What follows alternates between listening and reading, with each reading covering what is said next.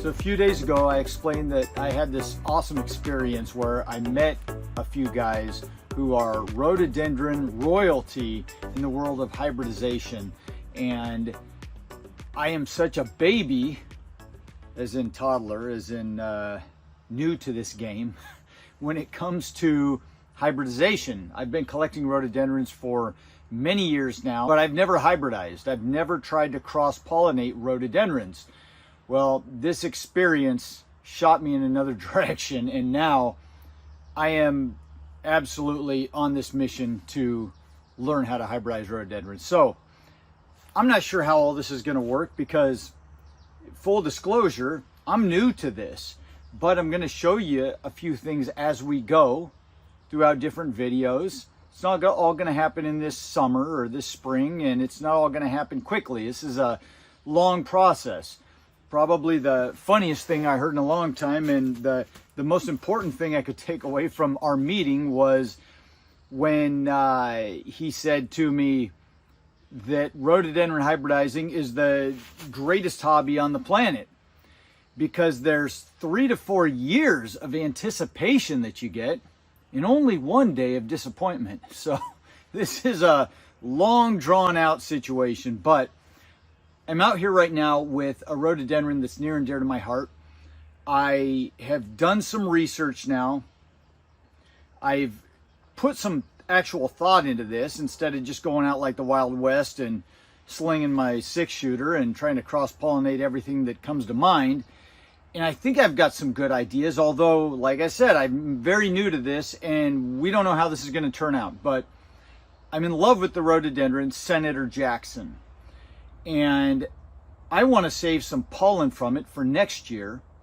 So I'm going to collect some pollen. I'm going to show you guys the process of collecting the pollen from it. I'm just learning this as we go. I've just finally started for the first time in my life this morning. But let's take you on this journey and show you what I'm doing. So here's my Senator Jackson, and I just love that bloom, don't you? It's just such a beautiful white, pure rhododendron. And it's got that little slight bit of pink down in there when the buds just start to open up. In fact, you can see I've got a bud right here. And you can see that pink. You can see it over here a little bit too. Beautiful rhododendron, big, beautiful blooms. And I love big buds and big blooms.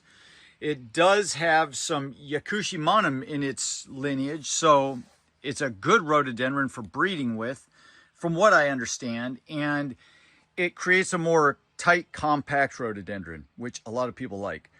So I've got some ideas on what might breed well with this. We're going to find out. This is my idea. I actually saw something similar on an old video. This is not what the two guys that I met with do, but I want to make sure, and I don't know if this is right or not, but I want to make sure that bees don't come in and bring pollen from something else before I pollinate. Now it's starting to open up. Everything's starting to happen. Now these are already, it's too late. I didn't get them in time. And so there's a good chance bees have already cross-pollinated. I'm going to use this truss of blooms. There's actually 2 buds in there for breeding other pollen onto it. So this would be the parent plant. And I'm going to collect pollen from these flowers. Now, I've already started doing that. I'm having a hard time finding information about that online, but, well, about rhododendron pollen collecting, but I've started collecting some. I'm going to show you how I'm doing it and what we're going to do with it. So first of all, we should talk about the different parts of this flower. Now, actually, I think, there we go. So if you look down in there, you'll see that this piece right here that I'm touching is the pistil, and that's what receives the pollen. And then these are the stamens, and that's what contains the pollen. And so I'm going to pull some of these stamens out, and we're going to get the pollen out of them. Now, while I was down there, he gave me this little tool that he uses for collecting stamens and pollinating plants, which is just a little surgical tool, a little clamp, but it actually is working out really well. So what I'm going to do is go in here and reach way down in there and grab all of those stamens and the pistil all together.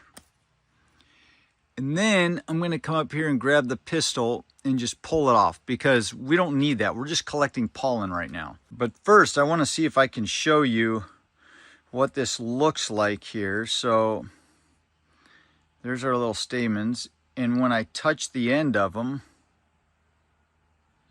you should see some pollen coming out of there. There we go. You see that? Sometimes you just gotta flick them and then the pollen comes out, but it's coming out of those little heads there, and you can see a whole bunch on that one right there. In fact, let's just show you. Look at that, all that pollen. And that can be used to touch it to the pistil on another flower and pollinate it. So what I've been doing is grabbing all of these little stamens and then just tapping them on the foil here, actually tapping my fingers on the foil, and then it kind of causes the pollen to jump out of there. And sometimes I'll kind of flick it. And I've done this for probably, I don't know, 10 of these now, and I'm starting to gather some pollen. All right, so now we've got all this pollen in here, and there's a lot of it. It doesn't take much to coat the head of one of those pistils.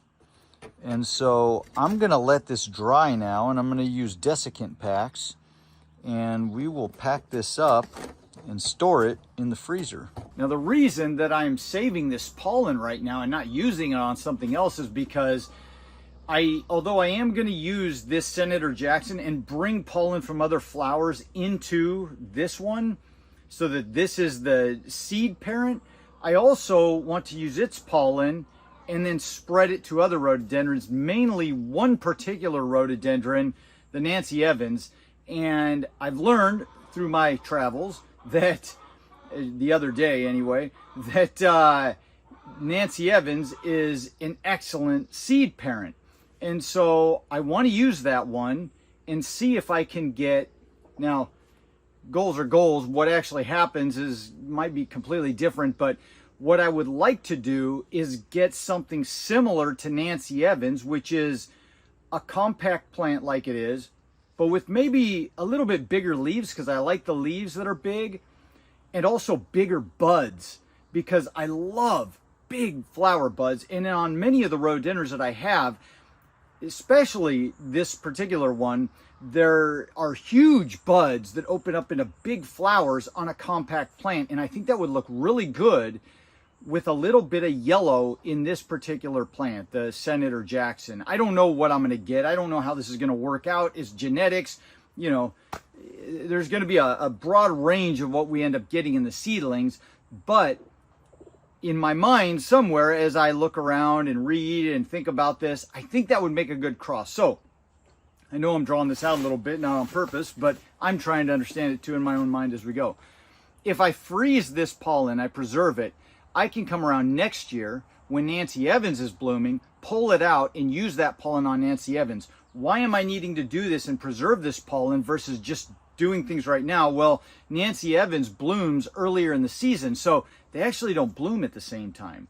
Now, Nancy Evans still has, my Nancy Evans in the garden here still has some pollen, and I would be able to take pollen from it and cross-pollinate with this, which I intend to do, but it's past the bloom time where I've had all kinds of bees and pollinators already contaminating the flowers because it's getting near the end, the very end. And so it just wouldn't work out unless I preserve this pollen and bring it out next year, right in the beginning of the bloom for Nancy Evans. All right, so what I did was gently fold up that foil there, and the pollen is way down in the bottom. It's still pretty moist. And so what I'm gonna do, what I've been instructed to do, is use some desiccant packets. I'm just gonna kind of set them right in the top there. I'm gonna put a sealable lid here on my little jar. And then we're gonna leave it out for, I guess, I don't know, a few days or something like that. And see if this stuff dries up real well. And then I'll go ahead and put it in a little capsule and put it in the freezer. All right, so now that we've got some pollen and we've stored it inside the house, let's go ahead and make some crosses with this particular Senator Jackson. I'm gonna go out and I've got some thoughts on which varieties I want to pollinate to it. One of them is going to be that Nancy Evans, and then I'd also like to cross a Rhododendron King George with it, amongst a few others. So let's go head out and do that. All right, so I went out and collected a Rhododendron King George bloom, and as you can see right now, if I hold these right next to each other, the Rhododendron bloom, which it's actually nearing the end of its bloom cycle, it is considerably bigger than the Senator Jackson. Now the Senator Jackson bloom is huge on this small plant. So if I can get a plant that stays compact like this, we're going to compete with Henry. If I can get a plant that stays small like this, maybe somewhat bigger leaves, but much bigger buds and blooms that are pure white like this, I would be extremely happy. So let's see what we can do. So if I see any bees, I'm going to pull out some kung fu on those guys. But what we'll do, I want to be real careful. Let me show you here.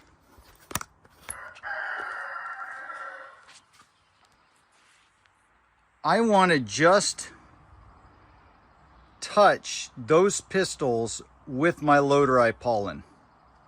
So we're going to make that happen, and I'm going to have to remove the flowers and, geez, Henry, I just called him Henry. That's Big Jim. We're going to have to remove the flower and all of those little stamens in there so it doesn't cross-pollinate with itself. Let's go ahead and remove all of these little flowers carefully.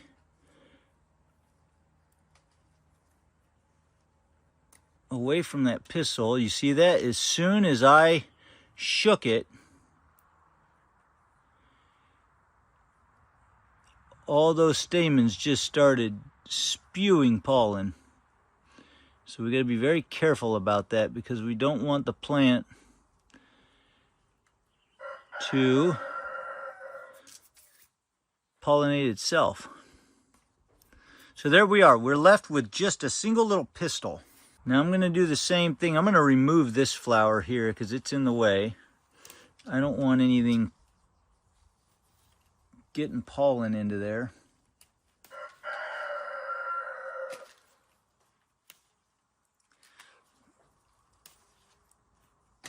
All right, I think we're in the clear. So now we can go to work on this guy. Boy, this thing is loaded with pollen. If anything else, this, or if nothing else, this Senator Jackson is going to be an excellent pollinator. I hope. I guess there's a chance the pollen isn't any good, but we're hoping for the best. There's a lot of it, that's for sure. There's got to be an easier way to do this, and it probably involves that tool I was given. You know, stubborn me. So now we've got our two pistils there. I'm going to get this pollen from the Rhododendron. And just like before, we're going to reach down in there, grab a hold of it and pull it off. And then I'm going to take off the pistil. And now we've got a whole bunch of pollen here. And I already kind of flicked it a little to see. We should get, yeah, I see it coming. So let's go ahead and just touch these right at the tip. I don't know if you can see that, but it's so sticky, it's actually pulling the pollen out right now. Let's do the other one. Look at that. Hopefully you guys can see that. It's actually, it just wants to be pollinated. There's both a lot of pollen and the desire to be pollinated. And we need both. And that's one thing I learned a few days ago was not all of them have good pollen. Some of them don't have any pollen, and not all of them are receptive to pollen, rhododendrons that is. All right, so these are the little tags that he taught me how to make out of just, I used some 3x5 cards and then taped them and cut little slivers. He said always use pencil because ink can run. when water gets in there, but they're pretty resilient. It'd be like laminating them, I guess. And then cut a little slit. So let's go ahead and get this on here. I'm gonna very carefully pull that out. And there's a bloom down in here that's not gonna amount to anything. So what we'll do is fold this around, slip this in this little slot here. And then we're gonna slide this. Get that in there good. All right, now we're gonna slide this right over that pistil. And then I will know that I pollinated that little seed cluster with Rhododendron King George. That is really cool. I just learned that the other day. I think that is slick. Before, what I did when I was just out there just poking and hoping was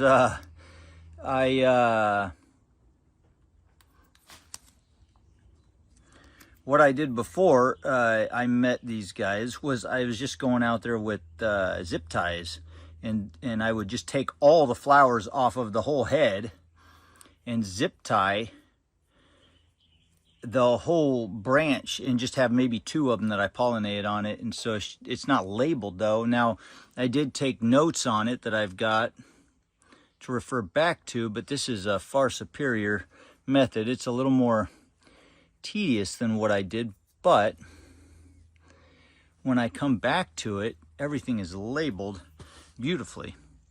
So I'm going to keep moving on with this. I want to do some Nancy Evans. There's a few others. He said do 3. This is do at least 3 pistils.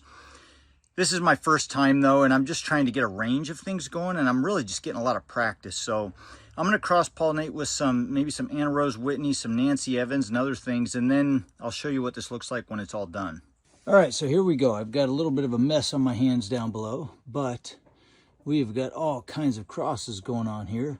This is going to be my parent plant. This is my Senator Jackson, the one that I've showed you guys for years. We've been following this. It's the only one I've been able to get to root out of that Senator Jackson. It's a beautiful, just pure white bloom. It's got real good qualities. It's a yak hybrid. I think it's going to be a strong plant to use as a parent. We'll see. I'm so new at this. But I got some Nancy Evans on there, some Edith the Bosley. I think that would look good for those of you who like purples. Rhododendron King George. What else? Anna Rose Whitney. Lots of little crosses. So we'll see what happens. And of course, I couldn't help myself. So I've got this beautiful yellow here called Karen Triplet that I've always loved. And if you look in here, you can see that thing is loaded. I mean, loaded with pollen. Just loaded. And I went ahead and I had another truss here that didn't have some of the flowers opened up. So I went ahead and pollinated them. So there you go. So anyway, I've got Karen Triplet now to add to it. Now the last thing I've been doing, you'll see this plant's a little more sparse. I wouldn't necessarily have to do this, but I think it's preferable. I need to cut these blooms off. I've still got the mother out in the landscape that's blooming, but it's kind of hard to do that. But what I don't want to do is attract bees and other pollinators to this plant now, because I don't want them brushing up against these little pistils here and bringing other pollen into the mix. I started out covering them with that white mesh bag, but because the blooms aren't on there anymore, the petals, it weighs them down, and I'm afraid it's going to break these. I did contact my buddy up north who has been teaching me this, and he said he doesn't worry about it once he pollinates them. He just removes flowers around the area and around the seed pods that he's pollinating, and you're pretty good to go in that regard. So we'll just watch it and see what happens. I don't have any blooms now to attract pollinators. I'm going to set this off on the side, and then I want to take you out there and show you some of the plants I've pollinated with in order to get these little crosses here. Hopefully get these crosses. So we'll start in the hoop house here, and you guys have seen the Nancy Evans. Now it's nearing the end of its bloom cycle, but it starts out with that orangey red kind of bud right there, and then opens up. Look at that. these bees, they're just, I can hear them buzzing everywhere. And that's them big, black, hairy, fuzzy guys I was telling you about earlier in the season. I see those things all over. That's the ones I think are called bumblebees, but they're harmless. They don't hurt anything, but they sure are everywhere. And I mean, loads of them. So anyway, this is a beautiful yellow, and it's a great parent plant. It was originally hybridized by Ned Brockenbrough, and I think it's Brockenbrough or Brockenbrow. And anyway, he went on to also hybridize Horizon Monarch, which is like a giant version of this. I absolutely love Horizon Monarch. It's probably one of my favorite rhododendrons next to Rhododendron King George. So this one is a good parent plant, but I was a little late this year. So I thought I would put some pollen from that one onto my Senator Jackson here, and this should be a good parent. I'm hoping. It's a yak hybrid, and so it's hardy. I don't get hardly any pest issues with it. It's got the hairy undamentum. The yaks do. You can kind of see that on the leaf. So it protects the underside of the leaf from sucking insects, and it's a more compact variety that is just kind of stays in a rounded plant that a lot of people like, but it's got huge blooms, this one. Now, real quick, I'll show you something. I was given this when I went up north the other day, and this right here is the actual Yakushimanum species. So that Senator Jackson's a yak hybrid, Yakushimanum hybrid. This is a Yakushimanum, the original species that comes from Japan, and you can see, if we look under the leaf here, how much more of that hairy, fuzzy undamentum there is. It's even thicker. It's a real good trait to have on these because it helps prevent pests from eating the underside of the leaves and those sucking insects like the lace bug from getting to them. But it's a hardy plant. It's a more compact, bushy plant. But when you hybridize it, you get things like the Senator Jackson, which is a little bit more open, a little bit bigger leaf, and bigger buds and blooms too. So that one is the parent I've got, and I think it'll be a good parent right now. So we've got the Nancy Evans over there, bred to that guy. Let's head out.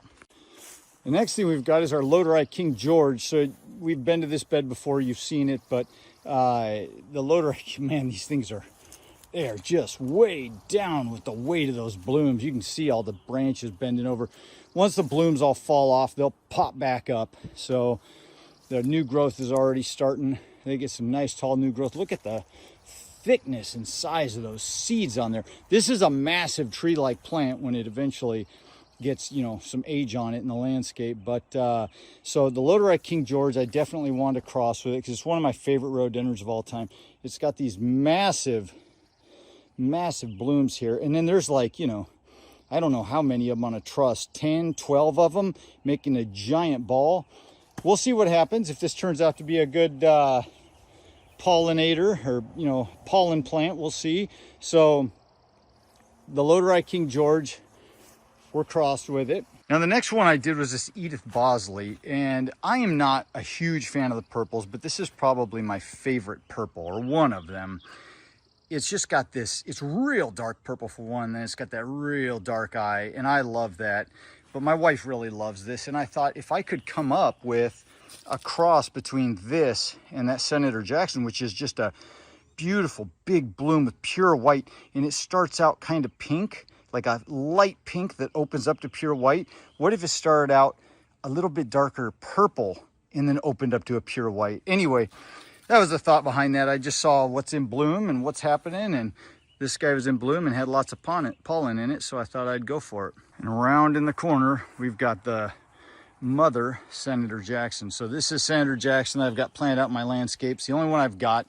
You can see it's getting bigger. It's a real hardy, beautiful plant. And I love its growth, although it's getting crowded out by everything else over here. So I definitely need to make copies of it. I've got one. I need to make more copies of this. And I'm thinking about doing some air layering. But one thing I love about this variety is, one, the blooms are huge. And two, when they fall, they're still pretty white. So they make this carpet of white. The blooms don't fade on the plant. They just fall off already still white. They don't die back. There's some that kind of die back and look ugly, like you guys have seen that one up there, top banana. Here's top banana. The blooms stay on the plant and they slowly start fading and looking ugly over time. That doesn't happen to this variety. It just stays white and then makes a carpet of white. Another one that does that is my King George, my Taurus right here. This is the one that earlier in the season, a month ago, month and a half, something like that, is just covered in the most deep red blooms. And it does the same thing. It holds onto its petals, holds onto its color, and then drops it all and makes a carpet of red under there. But that's all past. This one is an early bloomer, and you can see all that new growth shooting up there. Really pretty. So let's go around to the Anna Rose Whitney. That's another one I did the cross with. So there's the mother, Anna Rose Whitney, and there's a whole bunch of its babies way back in there, but this is just a huge plant. It's real hardy, and I love the bloom. The buds are big. You can see right here, compared to my hand. There's my fingers. I don't know if that's gonna really show you, but they're just big, huge buds. Big buds. And then they open up into these deep pink blooms. So it's kind of a rangy plant though. You'll see this is in about 50% shade, and you can see down in there it just kind of blah just kind of goes all over the place. So what if you could get this pink bloom with some white in it, make it more of a pastel, and tame it with the smaller growth of that Senator Jackson. See, in more sun, this is more stout and not so rangy. But oh, here it is, Karen Triplet. I had to get this one. I absolutely love this plant. It's a beautiful plant and a beautiful bloom. And I thought, let's cross it. Let's see what we get. Love this one. And it had a lot of pollen. A lot of pollen. Actually, this one had, this and Anna Rose Whitney had some of the most pollen of all of them. But it's a real nice plant. Grows real nice. I have noticed some issue with the lace bug over time. But overall, it's holding up pretty well. It's not devastated by it. Some of the yellows are. This one's not. It's holding up pretty good. And I like this little peachy kind of beginning to the buds there. That's real nice. While we're walking through, I should show you a few others, but there's Golden Gate. Little flowers, little frilly flowers. And that's a more compact, smaller plant. Well, smaller. It's actually 6 foot at the top there. But it's not going to turn into a massive tree. It might turn into a big bush though. Look, there's another pollinator. There's so many different pollinators. That actually looks like a honeybee now. And I've been seeing a few more of those. That is a honeybee. But there's so many different pollinators all over the place. Fire Rim's nearing the end. Alec G. Holmes. All right, I wanted to show you this real quick. So this is my cherry cheesecake. And this is one of them I wanted to cross it with. I don't know why, I just love this cherry cheesecake, but the root system is difficult to deal with. It's not real strong. Over time, I've had this one so long, it's become stronger and stronger. But anyway, it is what it is. I was hoping to cross it, but I can't get a speck of pollen out of that. And the pistil's not even sticky. So I'm wondering if this is a sterile plant. It might just be a dead end. I don't know, but I went around to a lot of different blooms and I couldn't get anything out of it. But isn't that a beautiful bloom? One of them that I actually wanted to cross with was this Lem's Monarch, and I didn't. I don't know why I didn't, but that's okay. We can always do it another year. But there were just so many choices. This is a beautiful plant, one of my favorites. It's a perfect plant. I think it's a tetraploid, which I'm learning is a good thing. It's got 4 sets of chromosomes. It's a hardier plant. The leaves are thicker. It's very pest resistant. It holds up to more sun. It's cold hardy. The heads of these, the trusses are just massive. I mean, that's probably 7-8 inches from top to bottom there, and they're just, it's beautiful. It's a tropical kind of look. I don't know what crossing it with that Senator Jackson would do, but maybe you just have even bigger buds on a small plant. But anyway, we've got nothing but time. All right, and then the last one that I crossed with is this Arnold Piper. This is just a beautiful plant. It's huge. It's probably 7 foot tall at the top there. But look at these blooms. They're massive. I believe this one's a tetraploid as well. And I like that deep dark eye in there. Really nice plant.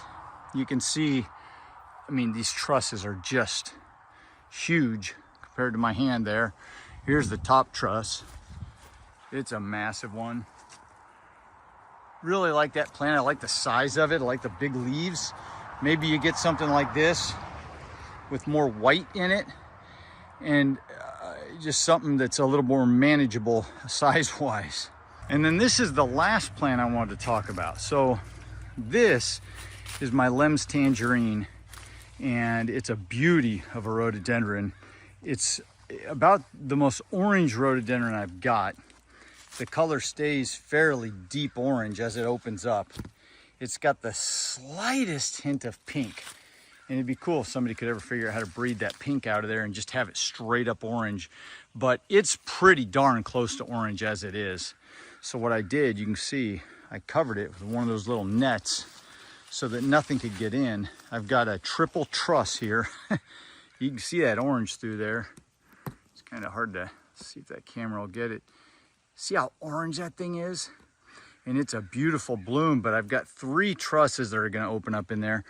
And what I'm gonna do, actually here, let's look at this. It's starting to open. Just such a beautiful bloom, and the plant's really hardy and strong.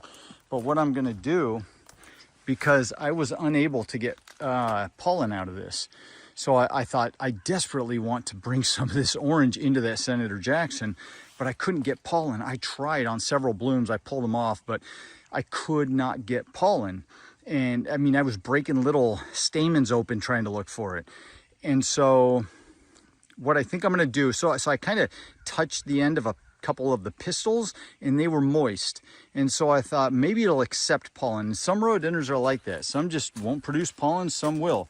And some will accept pollen and some won't. So what I'm gonna do is all of that Senator Jackson pollen that I collected, I'm gonna put onto those blooms there. It'll probably be next week when they open up more. And hopefully we'll be able to get that Senator Jackson Lem's Tangerine cross and see what we can get. Maybe I'll get the pink out of it. Maybe it'll be, because that Senator Jackson has a little bit of a yellow in the throat, just a tiny little bit. And I wonder, and it's pure white otherwise, and I wonder if it'll be enough to get like a light orange or get some of that pink out of there. I don't know. We'll see what happens. So there you go. That's what I've been up to. I'm doing all kinds of hybridizing here. We'll see what turns out. You just never know. I mean, with seeds, you're going to get such a variation on genetics. I mean, you've got the same genetic parents, but just like brothers and sisters, they don't all look the same, and they've got all kinds of different traits and qualities. So it's not just about the blooms, it's also how's the plant grow, how cold hardy or not so cold hardy it is. And one thing I learned also a few days ago was some of the blooms might only open up on the sides and not the top, or look kind of funny. And so there's so much genetic variation, it's hard to know exactly what you're gonna get. But I'm excited to see this happen. Now, I know kind of my claim to fame here is doing a video and then showing you how it finishes. Well, this is a 3 to 7 year project, depending on how long these individual, if I even get seed to take. We'll find that out later in the summer, fall. But once I get these things going, I'm gonna have to raise up tiny little seedlings, and rhododendron seedlings are very tiny. So it takes time, and it's gonna take several years to get them to actually bloom. And so you guys are hanging in here for the long haul, I'm guessing, because if you're not, it's gonna be a while till we get results on this one. But anyway, I hope you did enjoy this video. If you did, you know what to do. Hit that like button, subscribe if you wanna follow along. Have a fantastic week, and I'll see you in like 3 to 4 years. Adios.